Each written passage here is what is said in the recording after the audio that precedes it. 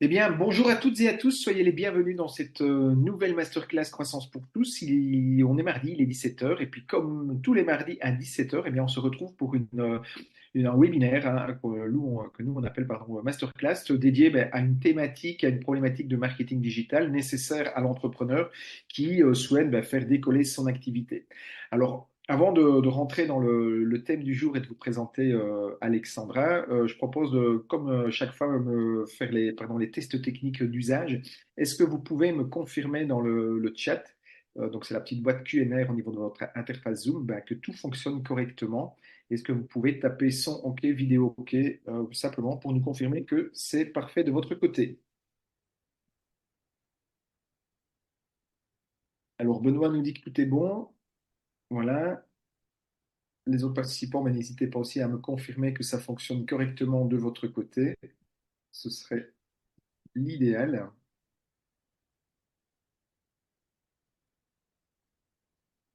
Donc, bonjour Dan, bonjour Eleonore, Jordan, Marcine.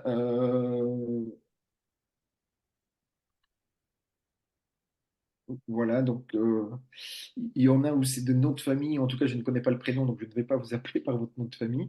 Mais soyez en tout cas toutes et tous les bienvenus dans cette masterclass. Alors, cette masterclass, c'est la dernière de l'année 2023. C'est la 35e masterclass de l'année et c'est la dernière. Rassurez-vous, on se retrouvera à partir de janvier 2024. Alors, l'email, enfin, vous recevrez un email pour vous informer des prochaines dates avec les prochaines thématiques.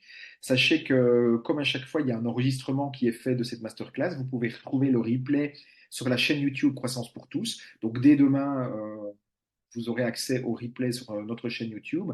Et puis, vous recevrez aussi par email le lien d'accès vers ce replay. Et alors, je vous enverrai également, je pense que ce sera jeudi, j'ai prévu de faire ça jeudi, je vous enverrai un petit email pour vous demander un petit peu votre feedback sur les masterclass, parce que je vois que parmi les participants, il y en a qui sont des habitués de nos masterclass. Et le but, c'est de finalement vous donner aussi la parole pour savoir un petit peu ce que vous en avez pensé et quelles sont les thématiques finalement qui vous intéressent le plus et quelles sont les thématiques que vous souhaiteriez que l'on aborde dans les prochaines masterclass en 2024. Donc, il y aura un petit questionnaire d'évaluation qu'on va vous soumettre qui est très très court, qui prendra 2 à 3 minutes. Donc, le but, c'est vraiment pas d'abuser de votre temps, mais par contre, nous donner votre feedback et vos suggestions, vos commentaires, c'est vraiment ultra précieux pour nous, puisque le but, c'est de vous proposer des masterclass qui répondent à vos problématiques et qui vous permettent pardon, au final, de pouvoir mieux mettre en place les différentes actions nécessaires au développement de votre business, de votre activité. Donc voilà, je vous encourage déjà à réserver un bon accueil à cet email de jeudi pour nous donner un maximum de feedback. Voilà. Alors, je vois que le nombre de participants augmente progressivement. Euh, on va rentrer dans le vif du sujet. Donc, aujourd'hui, eh bien, on retrouve pour la 6e fois, et la dernière fois en 2023, mais probablement pas la dernière fois, puisqu'on se retrouvera en 2024 avec Alexandra. Et donc, c'est Alexandra Bayro qui va nous parler aujourd'hui de hack pour booster son marketing. Bonjour Alexandra. Bonjour Laurent. Écoute, Alors, je vois effectivement que le sujet plaît parce que je vois des habitués et des personnes des nouvelles personnes qui participent cette semaine, donc ça me fait plaisir. Effectivement, aujourd'hui, bon, pour la dernière de l'année, on a fait un peu fort.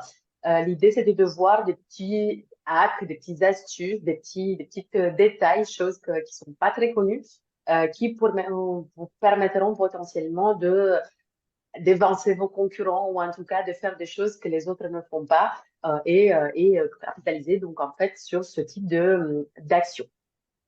Donc on va passer l'heure qui suit ensemble. Comme on a l'habitude avec Laurent, on vous propose de poser des questions. Donc n'hésitez surtout pas tout au long de l'heure qui suit à poser des questions via la partie Q&R. Comme ça, moi, si besoin, je peux préciser plus en détail certaines actions. Et l'idée, c'est que vous partez d'ici avec quelque chose de employable, exploitable tout de suite. Donc, je profite pour me présenter également. Donc, Alexandra Biro, je suis consultante en marketing digital et la fondatrice du cabinet de conseil Resource. Donc, vous me trouvez facilement sur LinkedIn, sur Twitter. Donc, n'hésitez pas si vous avez des problématiques en stratégie digitale. Alors, on va attaquer avec le premier sujet. Et tiens, Laurent, tu vas faire mon cobaye. Je peux te poser des questions, comme ça tu sauras, tu me dis si tu connais ou pas. Parce que Écoute, parfois, je sais que j'espère, tu me prends au le dépourvu, quiz en j'espère. live. Non, ben, est-ce Vas-y. que, première question pour toi et pour tout le monde d'ailleurs, est-ce que vous saurez, si par exemple vous voulez savoir si quelqu'un fait de la publicité sur Google Ads, par exemple, vous voulez savoir si un concurrent il fait de la pub sur Google Ads, est-ce que vous savez comment faire pour trouver la réponse? Est-ce qu'il fait de la pub et éventuellement trouver ses publicités? Laurent, est-ce que tu sais ou pas? Mais, oui, mais j'ai une réponse parce que j'utilise un outil qui s'appelle SEMrush et SEMrush permet notamment d'identifier voilà, les acteurs qui font du référencement payant sur certains mots-clés. Donc oui, je pourrais via cet outil-là. Maintenant, est-ce que c'est un outil qui est Ok. connu par les autres entrepreneurs? N'hésitez Alors, pas. oui, bon, SEMrush, effectivement, va te donner l'information ils en font pas, s'ils sont placés sur des mots-clés. Mais là, c'est encore autre chose. C'est un outil, c'est même pas un outil, c'est un petit, une interface, on peut appeler ça comme ça, où tu peux même voir les publicités. Donc, tu vas pas voir les mots-clés. Donc, SEMrush va te donner, par exemple, les mots-clés que les concurrents achètent. Là, moi, je vais vous montrer comment carrément trouver les publicités pour voir qu'est-ce qu'ils mettent dans les textes, qu'est-ce qu'ils mettent dans les visuels. Là, Benoît, il dit dans le chat sur Facebook, oui, mais pas sur Google. Alors, on va voir les deux, Benoît. Mais c'est exactement le même principe. Donc, concrètement, euh, là, c'est sur Facebook. Je vais te montrer sur Google parce que j'ai parlé de ça en premier. En fait, donc, à la fois les réseaux sociaux et les moteurs de recherche, aujourd'hui, ils ont un devoir de transparence par rapport aux publicités. Et donc, vous pouvez trouver sur Google, ça s'appelle le Google Ads Transparency Center. Je vous ai mis le lien ici. On va cliquer dessus. Hop. Là, ma présentation, si ça marche, je vais la faire plus grande. Voilà.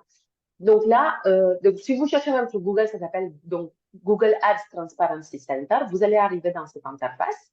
Et donc, il suffit de chercher le nom de votre concurrent, de l'annonceur. Là, allez, on va prendre pour la blague Amazon, parce qu'on est plus ou moins sûr qu'Amazon fait de la publicité. Donc, je vais prendre Amazon. Là, il va me proposer différents annonceurs avec ce nom-là. Donc, moi, je vais voir si je trouve Amazon France. Voilà, j'imagine. Après, l'idée, c'est de pouvoir trouver dans cette liste l'annonceur. Donc, il faut qu'il utilise le nom de son entreprise et que ce ne soit pas une agence ou un intermédiaire avec un nom très différent parce que vous n'allez pas trouver de cette façon-là. Mais là, concrètement, donc, si je fais Amazon Digital France, ici, bah, je vais trouver l'ensemble des annonces Google Ads, ou même pas Google Ads, l'ensemble de publicités sur Google de cet annonceur-là. Donc là, on va avoir du Google Ads, mais on va également pouvoir trouver, par exemple, des pubs sur YouTube ou des bannières display. Donc là, par exemple, on sait qu'Amazon fait environ 4000 annonces, ce qui est déjà pas mal. Donc, vous voyez ici à la fois des annonces visuelles et des annonces texte. On peut filtrer. Donc, on peut par exemple mettre, si on veut voir que les annonces sur YouTube. Alors, je peux juste regarder parce que mon écran est figé. Voilà. Hop, on est toujours sur Amazon. Donc là, si par exemple, vous voulez voir les vidéos, on peut très bien filtrer et voir l'ensemble hop, oui, il veut pas. Je vais essayer.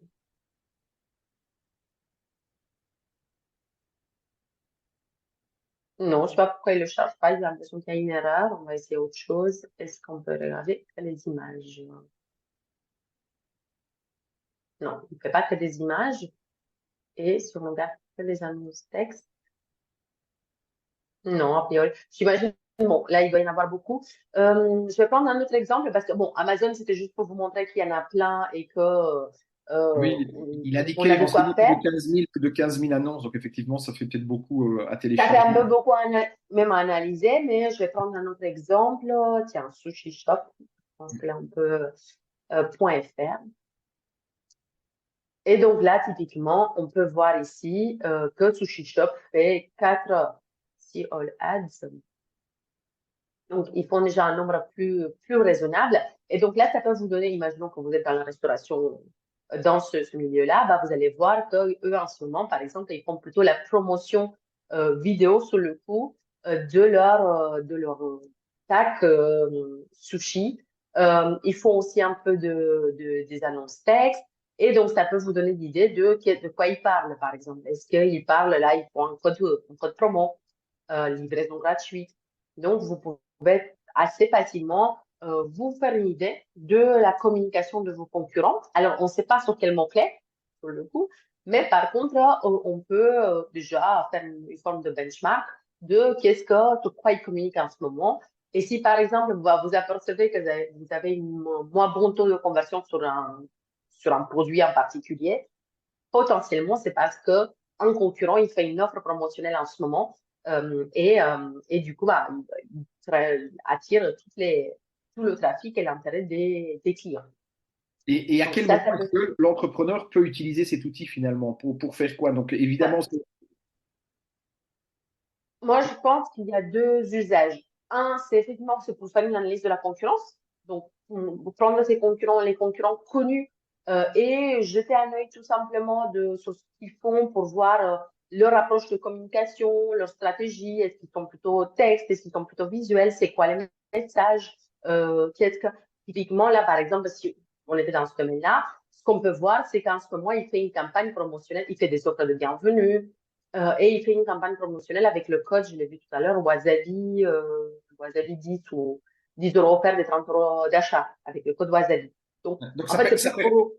ouais, ça permet de voir finalement si le concurrent ou si la concurrence active ce canal d'acquisition de trafic, d'une part, Exactement. et puis ça permet de s'inspirer en termes de création de campagnes pour ses propres campagnes, de s'inspirer de ce que fait la concurrence, soit pour s'en inspirer, soit pour s'en différencier, s'en démarquer, quoi.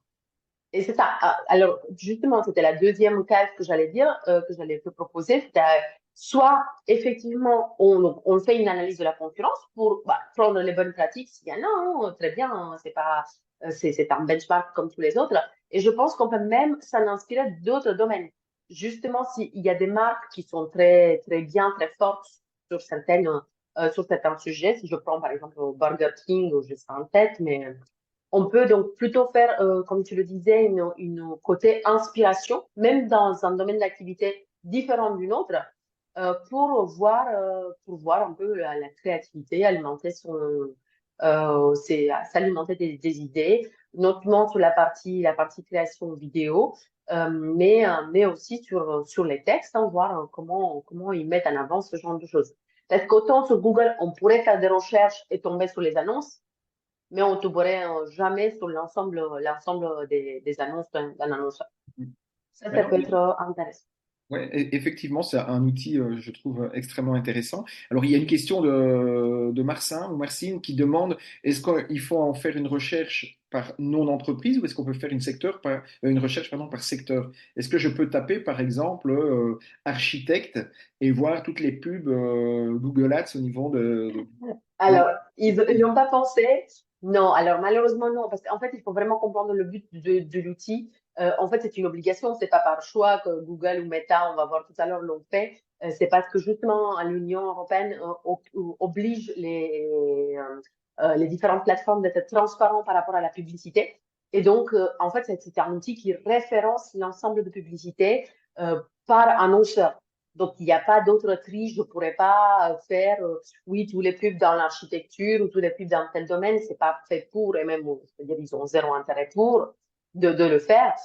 Et il faut vraiment identifier l'annonceur, donc l'entreprise, et ensuite aller se balader, découvrir ces publicités pour soit s'en inspirer ou se différencier, comme tu l'as très, très bien dit tout à l'heure. Petite astuce complémentaire, parce que je me rendais compte tout à l'heure.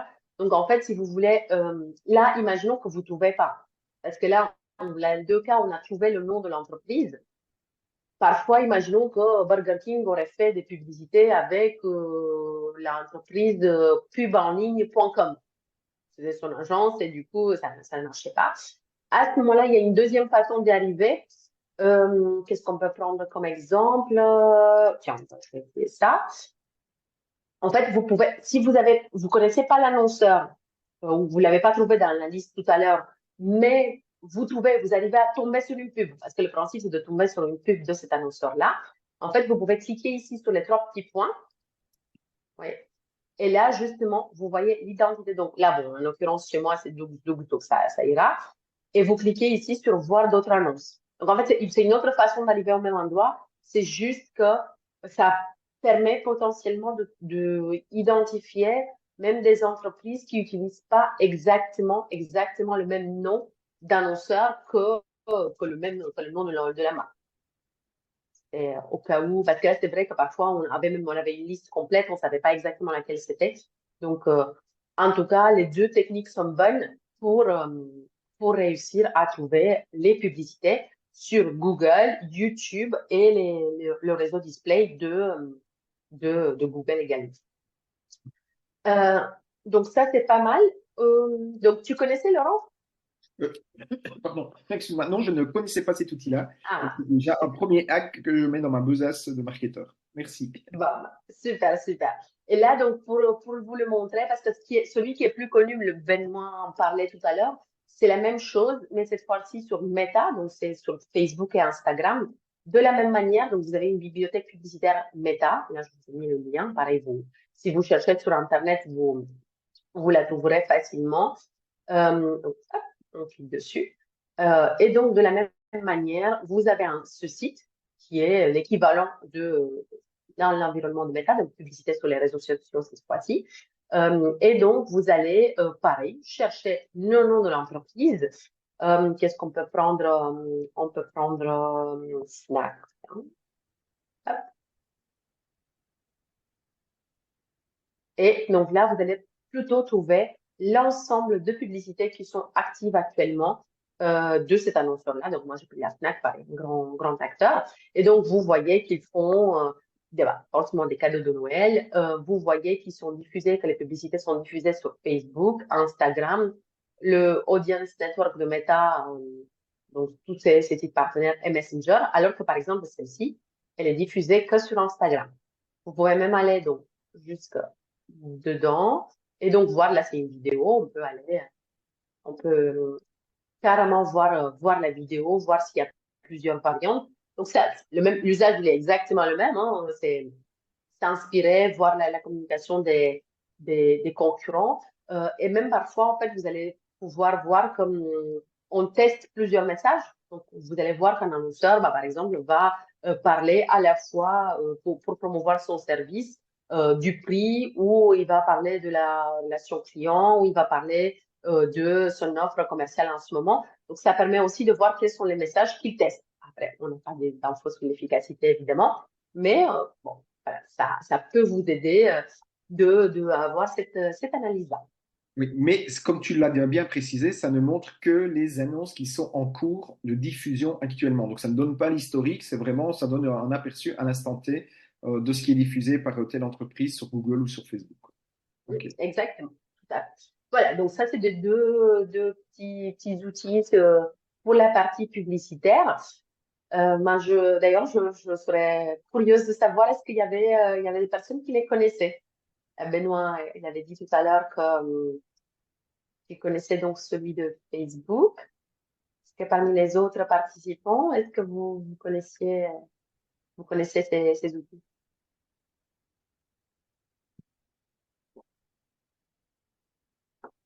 Dan nous dit que non. Non? Ok. Bon, bah, je vous laisse répondre au fur et à mesure. Je vais avancer pour le timing. Euh, alors, on reste toujours dans le domaine publicitaire. Donc, cette fois-ci avec un Juste une remarque, Alexandra, il y a Benoît donc, qui nous confirme qu'en fait, on peut faire une recherche par thématique ou secteur d'activité, puisqu'il a fait, lui, une recherche sur thérapie et il a eu la liste des entreprises. Donc, simplement, peux-tu préciser si c'est sur Google ou sur Facebook, Benoît, que tu as réussi à faire ça? Donc, Ah, tiens, c'est intéressant. ouais, J'ai pas vu, mais peut-être. Bah voilà, bah, on apprend des choses aussi, hein. ouais, tout à fait. Mais Mais voilà, simplement pour, sous Google. voilà. Et donc Benoît, lui, connaissait, Cynthia ne connaissait pas, Dan ne connaissait pas. Donc effectivement, je pense que c'est quand même deux outils ben, Et qui Benoît, il vont me être demande, utiles. s'il y a la même chose sur Pinterest, je sais pas vraiment. Peut-être, ou en tout cas, parce qu'en fait, ils les ont mis, ils sont en train de les mettre en place. Hein. C'était Meta qui l'avait mis en place en premier. Google, c'est venu un peu après. Donc, Pinterest, ça se trouve, mais moi, j'ai pas connaissance. A priori, si c'est pas en place, ça serait en place prochainement parce que ils ont cette obligation-là par rapport Oui. à la législation européenne. Donc, Deuxième je hack. disais, deuxième. Alors, je vous disais, on parle toujours des réseaux sociaux. Donc, cette fois-ci, donc, Facebook et Instagram. Vous savez que contrairement à Google Ads, on paye au clic. Sur les réseaux sociaux, au niveau de la publicité, on paye à l'affichage. Ça veut dire que chaque fois que votre publicité est affichée, bah, vous allez dépenser de l'argent, peu importe si la personne l'a vue, donc si elle scrolle dans son fil d'actualité, ou si elle a cliqué. Donc, pour le dire autrement, potentiellement, vous pouvez dépenser un budget assez important sans pour autant avoir des résultats derrière. Il y a quand même une petite astuce, c'est pas grave, pas dans tous les cas, mais vous avez la possibilité, même sur les réseaux sociaux, de payer votre publicité au clic et pas à l'affichage. Alors, comment? Je ne vais pas rentrer dans les détails parce que j'imagine qu'il n'y a pas tout le monde qui fait des pubs, mais en gros, quand vous paramétrez donc votre publicité, dans la partie, donc dans les ensembles de publicité, dans la case conversion, vous avez un petit bouton qui dit afficher plus d'options. Et donc, vous allez tomber sur cette interface-là. Et vous avez le menu déroulant base de facturation. Donc, de base, elle est paramétrée sur clic et sur impression. Hein. Donc, par défaut, tout le monde paye à l'impression. Par contre, si vous avez un compte qui a déjà mis en place des publicités, vous avez la possibilité donc de changer ici et de mettre coup par clic. Donc, ça voudrait dire que lorsque votre publicité est affichée sur les réseaux sociaux, ça vous coûte 0 et vous payez seulement au clic. Petite précision, très importante, ça ne marche pas pour toutes les types de campagnes. Ça va être facile. En fait, ça marche lorsque vous faites des campagnes trafic. Vous savez, sur Meta, on peut faire des campagnes de notoriété, trafic, conversion, vente. Donc, pour les conversions, vente, ça ne marchera pas. Pour la notoriété non plus, ça marchera que pour la partie trafic. Donc là, on change dans à cet endroit-là, on passe un clic sur le lien et donc on va payer seulement lorsque l'internaute manifeste un intérêt pour notre publicité. Donc, va cliquer sur la publicité. Laurent, tu connaissais, je ne sais pas si tu mets en place des... Oui, alors moi, c'est pas moi qui gère directement les campagnes de mes clients. J'ai un expert, évidemment, une experte en l'occurrence qui les gère. Mais oui, je savais que c'était possible. Par contre, je connaissais pas le détail, que ce n'était que sur les campagnes trafic, Ouais. etc. Ouais. Et c'est très bien. Alors là, moi, je vous montre directement l'écran, mais c'est très bien caché. Faut fouiller Mais oui, mais pour je trouver. comprends pourquoi c'est pas très visible, hein, évidemment. Et oui, oui, et c'est très, très peu utilisé sur le coup. Après, bon, faut pas se leurrer. Si vous avez effectivement, si vous êtes un site de vente en ligne, par exemple, et donc vos publicités sur Meta vous servent à générer des ventes, vaut mieux quand même faire des campagnes à la conversion avec le tracking de vente et avec une optimisation à la conversion. C'est pas dans ce cas de figure-là qu'il sera intéressant d'utiliser ce hack. C'est plus si vous voulez faire de la notoriété gratuite ou en tout cas pas très chère, c'est plus intéressant de faire une campagne de trafic avec cette astuce plutôt que de faire une campagne de notoriété payée à l'affichage. On va dire c'est dans cette situation où il faut considérer de l'utiliser. On passe au troisième acte. Troisième hack. Alors, là, bon, c'est un peu plus poussé. C'est pas un acte, mais c'est quelque chose qui pourrait, en marketing, vraiment faire la différence.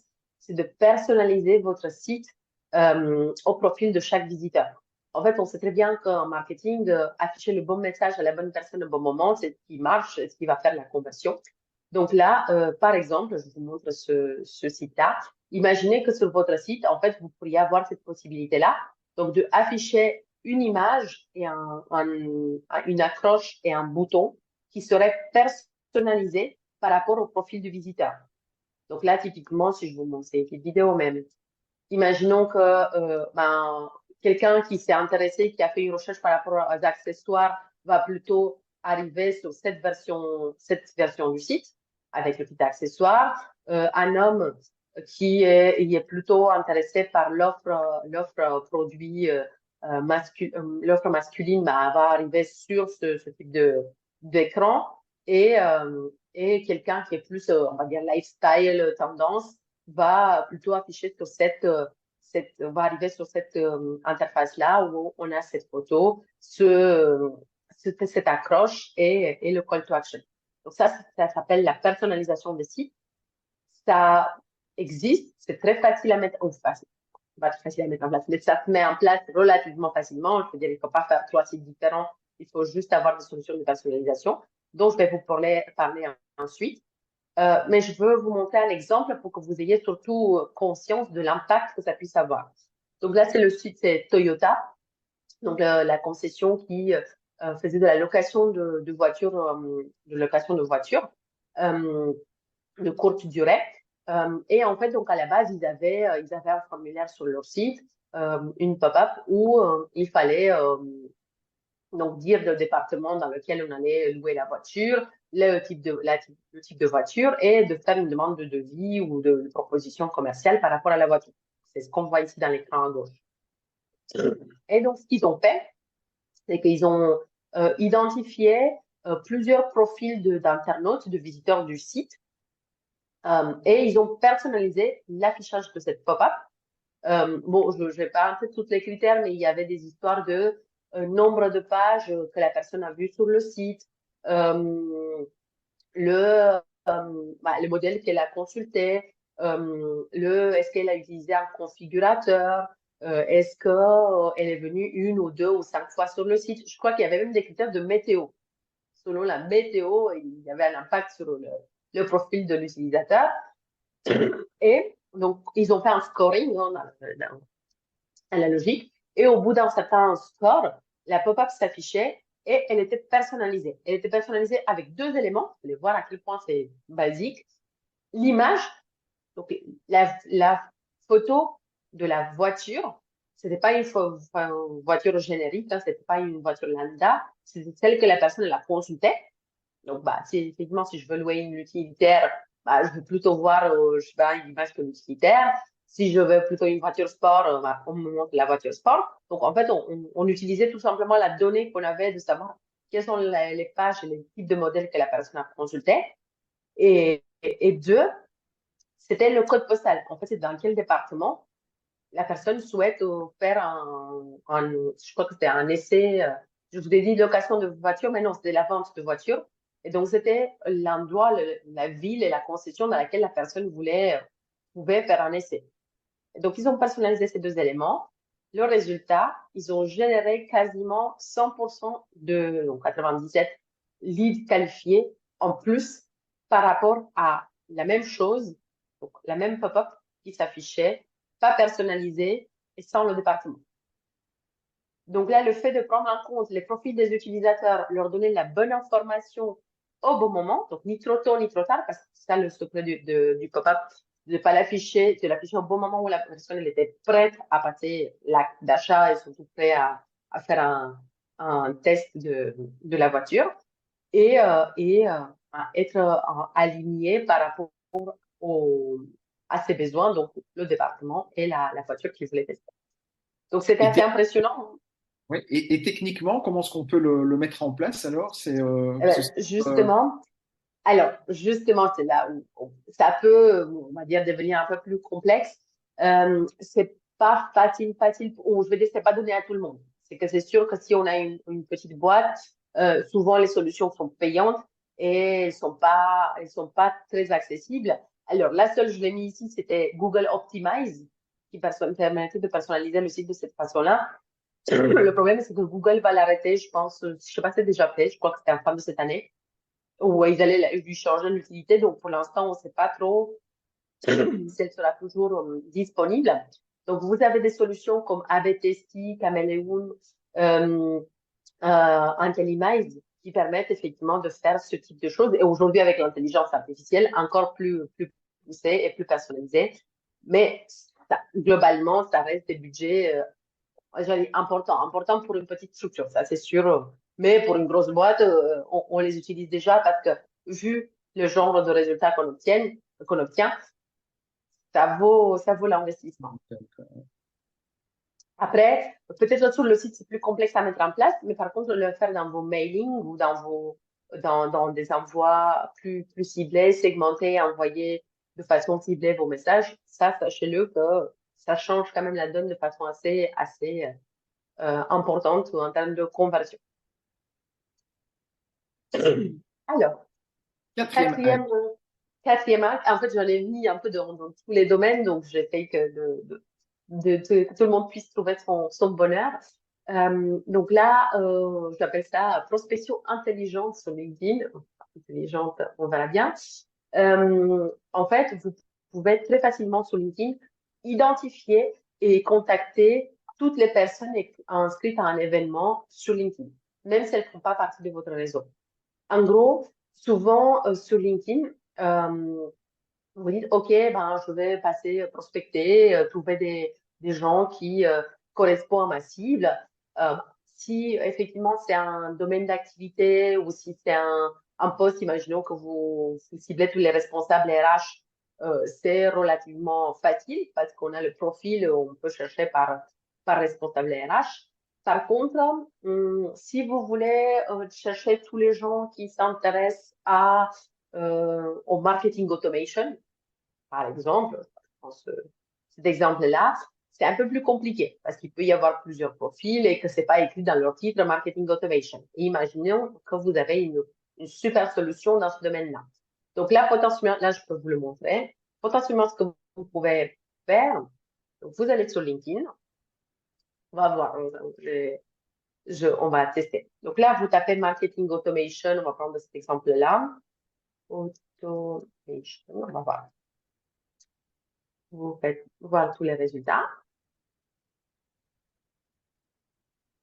On va filtrer par événement. Et donc, par exemple, ça va. Là, on a prospection B2B.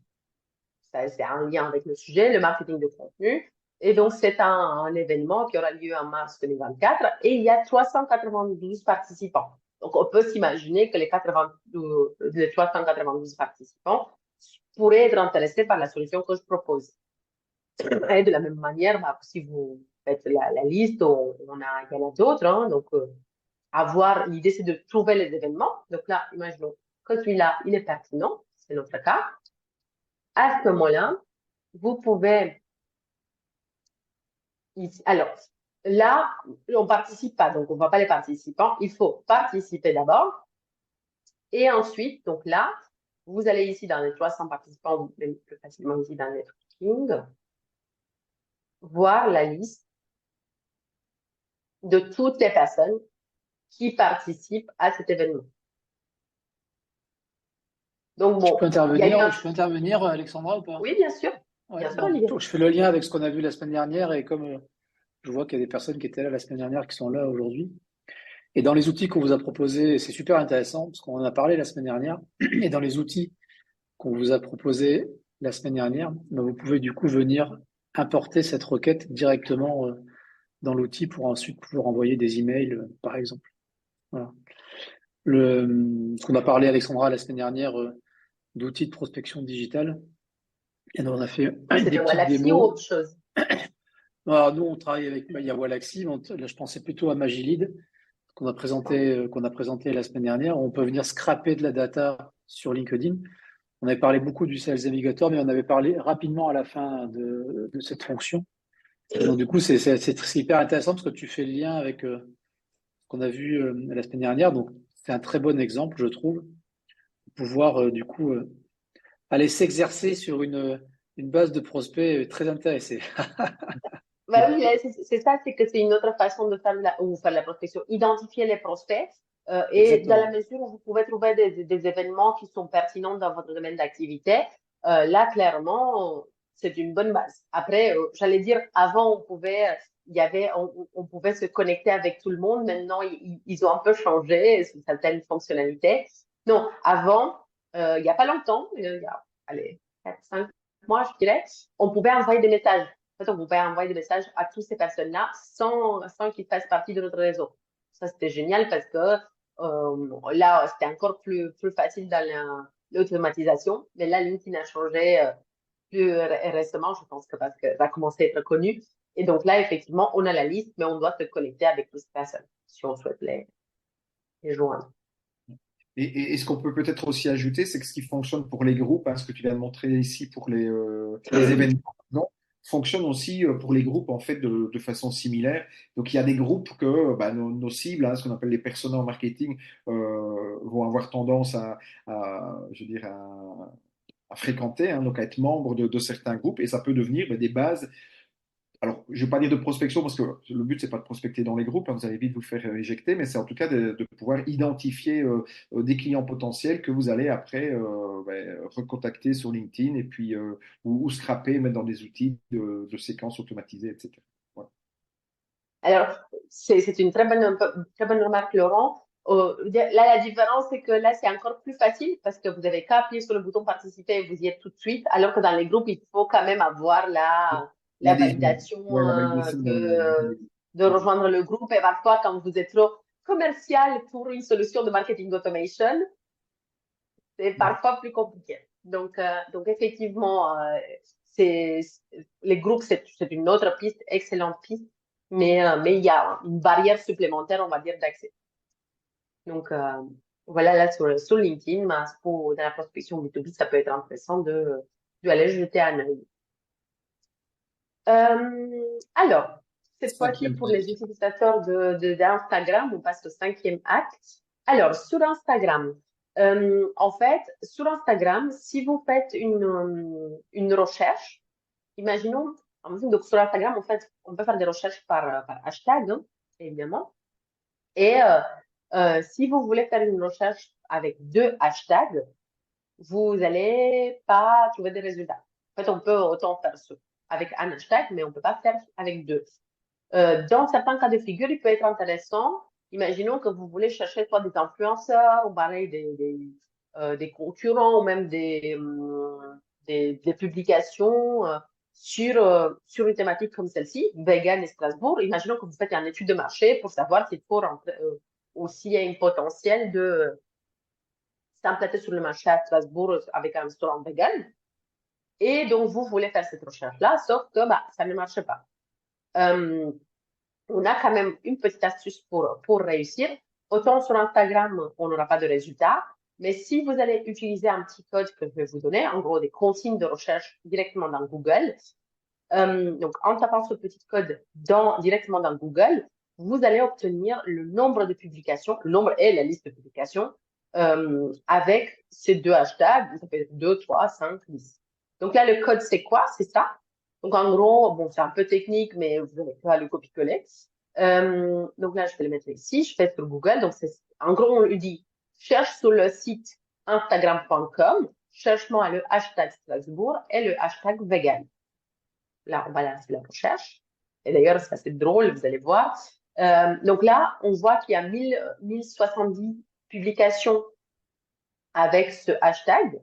Et donc, vous allez pouvoir vous y rendre si vous voulez voir qui parle. Et par exemple, imaginons que vous avez là une personne qui a 3040 followers, donc peut-être une micro-influenceuse sur le sujet. Donc, à voir si peut-être, si justement vous voulez promouvoir votre restaurant vegan, est-ce que c'est pas un bon partenariat à faire avec cette personne? Là, vous pouvez aussi voir s'il y a plusieurs comptes, si c'est toujours le même. Là, on voit des enseignes, donc c'est assez sympa. Et là, je viens de voir un usage complémentaire. Vous pouvez même regarder s'il y a une évolution dans le temps, le nombre de résultats. Parce que regardez, moi, quand j'ai fait ma présentation, il y avait 238 résultats.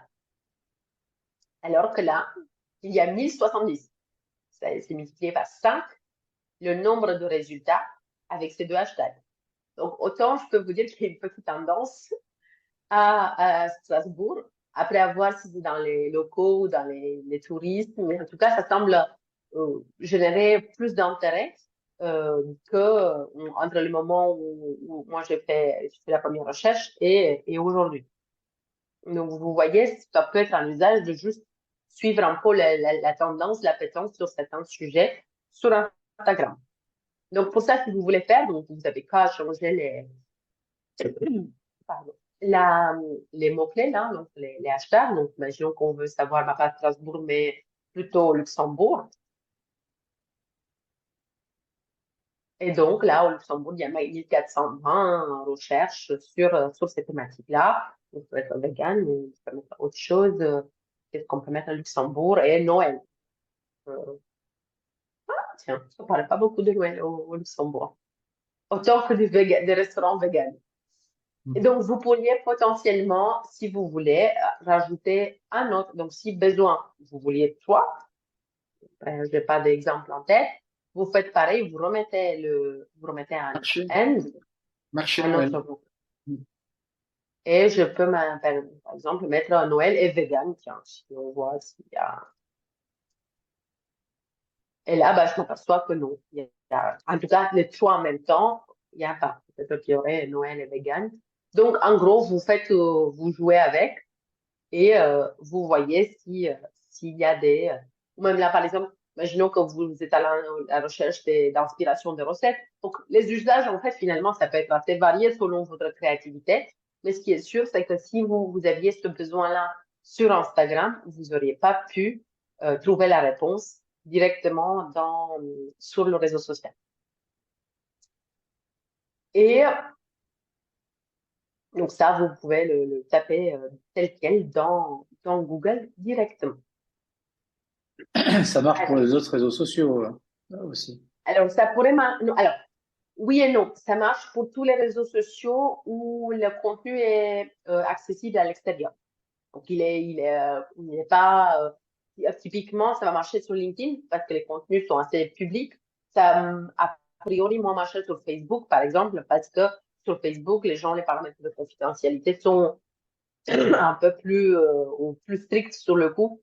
Et donc, en théorie, ça marche, mais je veux dire, le résultat, il va être moins important sur les réseaux sociaux où les contenus sont pas accessibles euh, en dehors des utilisateurs des réseaux sociaux. Mais oui, bah, j'ai pas tenté. Eh bien, c'est une bonne remarque. On essaye de suivre, Alexandre. C'est bien, c'est bien.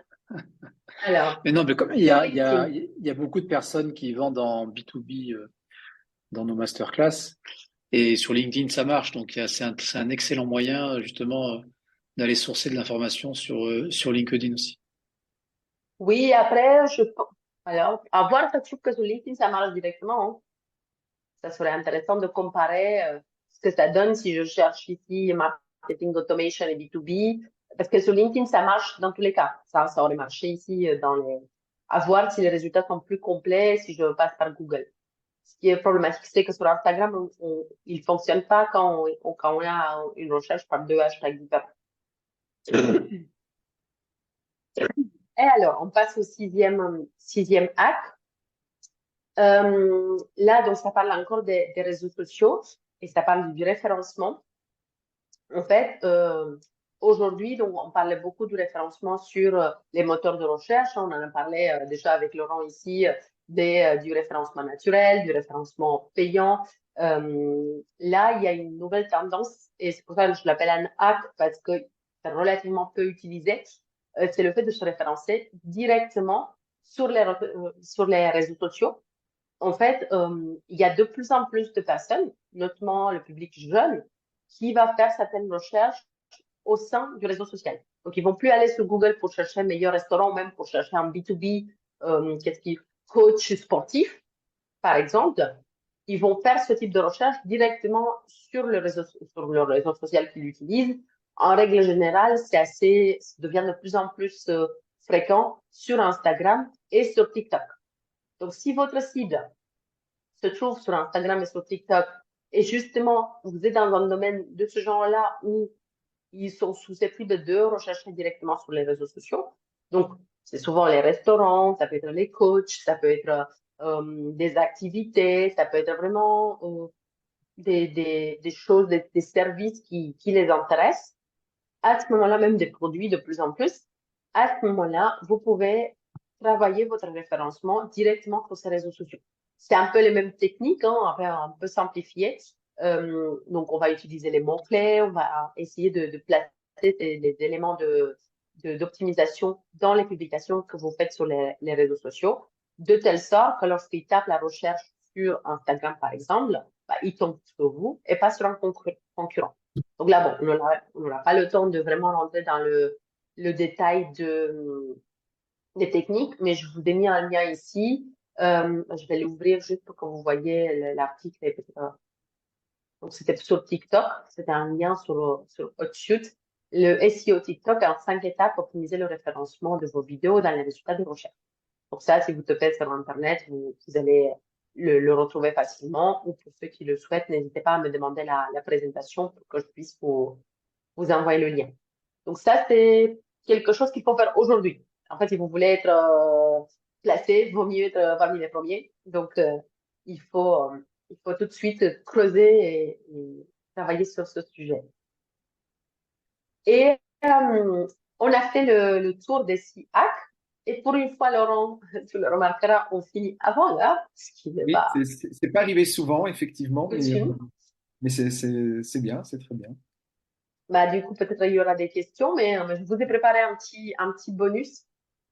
En fait, aujourd'hui, on se préoccupe de plus en plus dans le marketing, même par rapport aux clients également, de l'impact écologique de nos actions, de notre entreprise, de ce qu'on fait.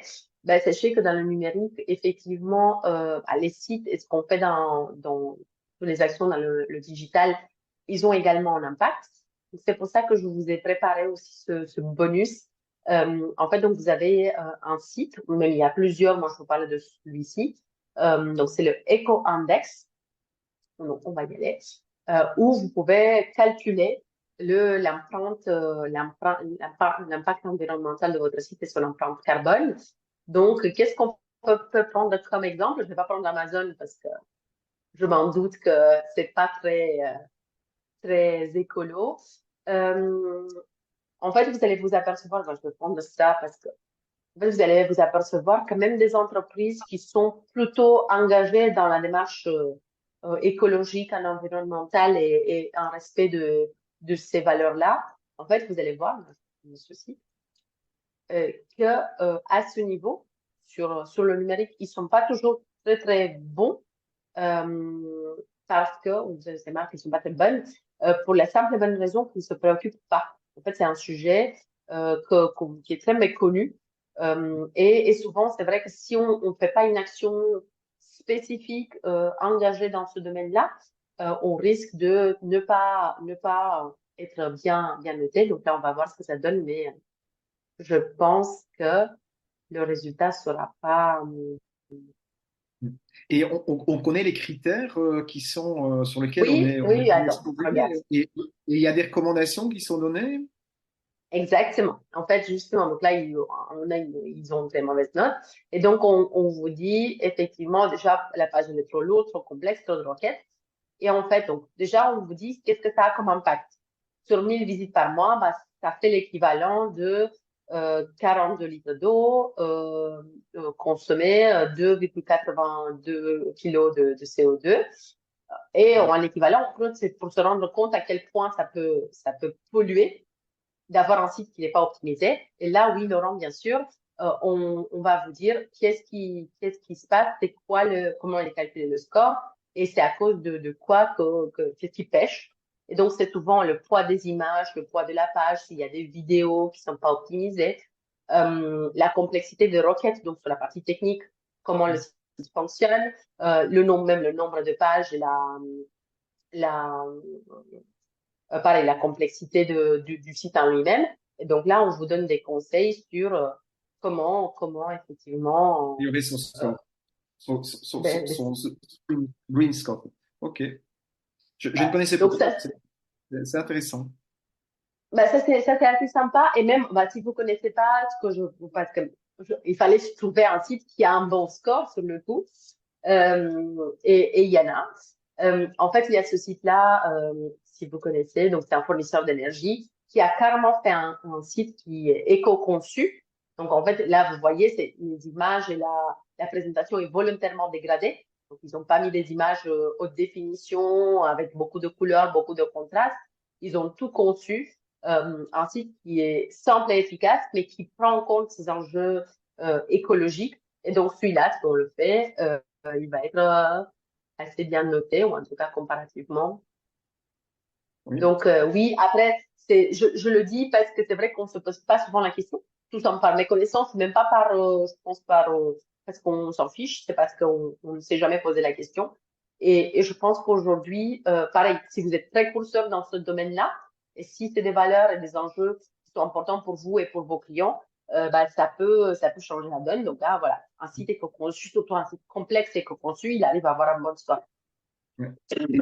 Et c'est important, enfin, je trouve cet aspect, finalement, la responsabilité sociale de l'entreprise au niveau bah, de l'impact environnemental. Mais on a vu aussi pour ceux qui sont dans le programme Croissance pour tous que jouer sur des valeurs qui sont chères à ses clients, à sa cible, donc d'un point de vue purement aussi marketing, c'est dans l'intérêt de l'entreprise si on sait que l'environnement, c'est une préoccupation de sa cible, c'est dans l'intérêt de l'entreprise de s'associer aussi à des démarches et à des actions qui vont dans ce sens, parce que c'est aussi un levier de fidélisation. On avait vu dans une masterclass que au niveau des leviers de fidélisation, il n'y a pas que les actions promotionnelles, jouer sur le prix, sur la qualité du service. Il y a aussi le fait de pouvoir s'impliquer dans des valeurs qui ont du sens par rapport à notre cible. Et donc ça, c'en est une, bien évidemment. Ouais, ouais, ouais, carrément. Et je pense que de toute façon, au fur et à mesure, ça va devenir la norme. Donc, vaut mieux prendre le problème à bras le corps plutôt que le subir. Ou surtout, pour le dire aussi autrement, c'est profiter lorsque vous faites une refonte ou une création de site, de déjà vous poser la question plutôt que de se rendre compte au lancement d'un nouveau site que c'était un sujet n'a pas été pris en compte et que du coup, ça nécessitera une intervention ultérieure. En fait, c'est vraiment dans la conception du site qu'il faut avoir cette problématique pour le prendre en compte. Alors, il y a une question de Benoît donc, par rapport à je pense que c'était le sixième hack qui était le SEO sur les réseaux sociaux. Hein, tu avais parlé de TikTok et de Insta. Et Benoît demande, est-ce qu'il y a des ressources disponibles sur le SEO pour Facebook, pour Meta, en fait, des liens ou Alors, des ressources? Tu as partagé un lien vers une ressource TikTok. Est-ce qu'il y a un équivalent que tu peux renseigner, partager par rapport à Meta? là, j'en ai pas sous la main Benoît, je suis désolée, mais je pense que en fait, ça commence petit à petit. Les agences, ils commencent à faire des tests, à été, donc il suffit vraiment de chercher sur Google, voir s'il y a des articles ou même des tutoriels ou des infos là-dessus. Les gros acteurs commencent à en parler, donc à mon avis, vous en trouverez aussi facilement que moi si vous cherchez un référencement sur Instagram ou sur TikTok. C'est pas- Il n'y en a pas beaucoup, mais ceux qui y sont, bah, c'est écrit par des gens qui ont déjà testé des choses dans le domaine. Alors, Benoît poursuit donc avec une question, est-ce que ce sont les balises Open Graph? Alors moi, je suis pas expert dans le référencement naturel sur les réseaux sociaux, mais je présume que sur YouTube, ça fonctionne aussi. Effectivement, les balises Open Graph et les balises Alt, notamment, je pense, doivent faire partie des bonnes pratiques, ou en tout cas des paramètres à optimiser sur un média social. Mais moi, je ne les Bah, connais pas. alors, oui, alors il y a plusieurs justement, je suis pas, c'est pas mon domaine d'expertise non plus, donc je n'aurai pas énormément de choses à vous apporter là-dessus. Alors les balises alt non ou non, au sens où on n'a pas la main dessus sur les réseaux sociaux, c'est ça en fait. Dans l'environnement du réseau social, on est beaucoup plus contrainte parce qu'on n'a pas, en fait, on joue que sur le contenu. Donc, en fait, c'est plus des techniques qui vont se mettre en place dans la création de contenu. Donc, dans les publications, dans le texte qui accompagne la publication, dans le descriptif de votre compte, en fait, dans tout, tous les éléments qui expliquent qui vous êtes, ce que vous faites et ce que vous publiez régulièrement. C'est ces éléments-là qui vont être pris en compte. Et après, oui, on a sur YouTube, par exemple, des paramètres complémentaires qui pourraient jouer en votre faveur dans le référencement. C'est beaucoup plus simple, pour dire autrement, c'est beaucoup plus simple et basique, à ce stade en tout cas, que du référencement sur les moteurs de recherche. C'est juste mettre les bons mots au bon endroit et ça s'arrête là. Donc, c'est plus avec du bon sens, je pense que ça suffirait presque pour être bien référencé. On est au début du référencement naturel sur ces réseaux, donc peut-être ça a vocation d'évoluer, je ne sais Ah, ce qui est certain, c'est que sur LinkedIn, là, il y a des gros changements sur l'algorithme pour faire le lien avec le référencement sur les réseaux sociaux, ou de moins en moins, LinkedIn va faire en tout cas, l'algorithme va faire la part belle, pardon, aux contenus viraux. Et en revanche, ils veulent remettre en avant de plus en plus les contenus conversationnels, les contenus professionnels qui apportent vraiment du contenu.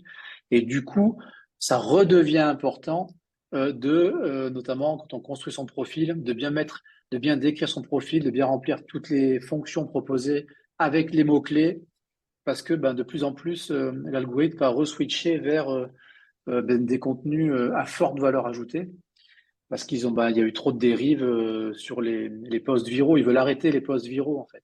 Voilà. Et donc ça va dans le sens que tu dis qu'effectivement, c'est important de bien en amont renseigner ces réseaux sociaux avec les mots-clés concernés. Et donc, quand on part du site, avec les balises Open Graph aussi, bien évidemment. pas. Ouais, c'est presque un esprit, savoir la problématique du SEO, de référencement, l'avoir en tête lorsqu'on crée son profil, lorsqu'on publie des choses, ce qui permettra de ressortir dans les résultats lorsque quelqu'un s'intéresse par rapport au sujet que vous abordez. Et donc, j'ai vu la question aussi de Eleonore par rapport au site. Oui, on peut tester tous les types de sites, hein. Il n'y a pas, c'est pas limité au point .fr.